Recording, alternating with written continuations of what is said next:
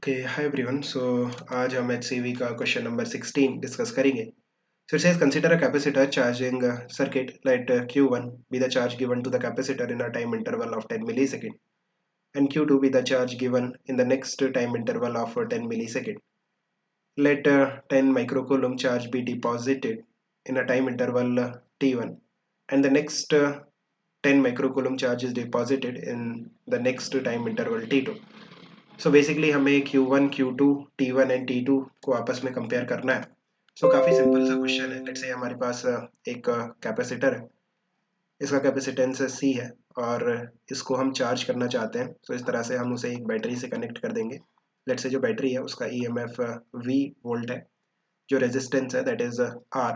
T is equal to 0 पे अगर आप इस सर्किट को कंप्लीट करते हो देन जो चार्ज आएगा कैपेसिटर पे वो टाइम का फंक्शन होगा Q, that is equal to CV e power minus t upon tau, which is RC. So this is the charge on the capacitor as a function of time. So आप देखो कि जो charge है capacitor पे वो exponentially increase होगा। अगर मैं इसका ग्राफ प्लॉट करता हूँ, लेट्स से हमारे पास एक्स एक्सिस में टाइम है एंड वाई एक्सिस पे चार्ज है। सो जो चार्ज है कैपेसिटर पे वो एक्सपोनेंशियली इंक्रीज होगा something like this and t is equal to infinite पे जाके जो चार्ज है वो कैपेसिटर पे मैक्सिमम होगा, मींस जो कैपेसिटर है वो फुली चार्ज होगा, दैट इज CV। नाउ अगर हम 10 मिली सेकेंड का एक इंटरवल लेते हैं, लेट्स से यहाँ से लेकर के यहाँ तक ये है 10 मिली सेकेंड का इंटरवल, राइट।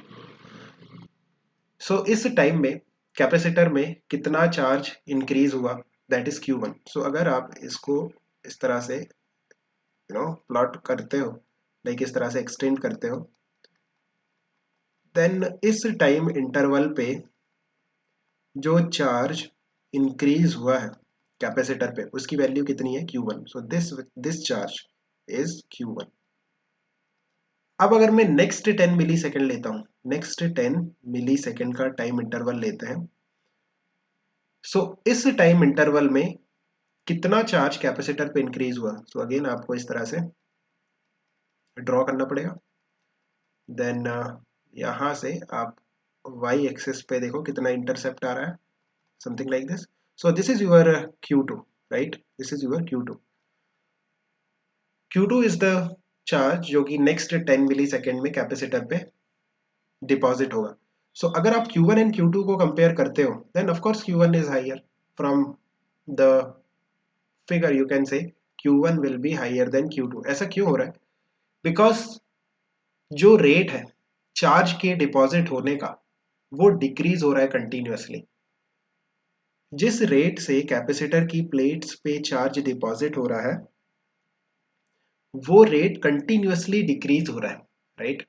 सो फर्स्ट 10 मिली सेकेंड पे जल्दी जल्दी चार्ज डिपॉजिट हो जाएगा, नेक्स्ट 10 मिली सेकेंड में चार्ज और धीरे धीरे डिपॉजिट होगा, नेक्स्ट 10 मिली सेकेंड में और भी कम रेट से चार्ज डिपॉजिट होगा।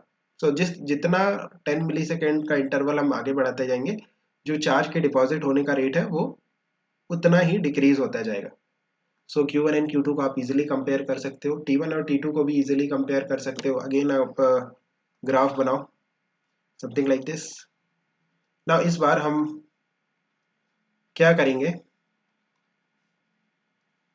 10 माइक्रो कुलम का चार्ज, लेट्स से यहाँ पे वाई एक्सिस पे ये 10 माइक्रो कुलम का चार्ज, इसे डिपॉजिट होने में जो टाइम लगेगा this time is T1, right.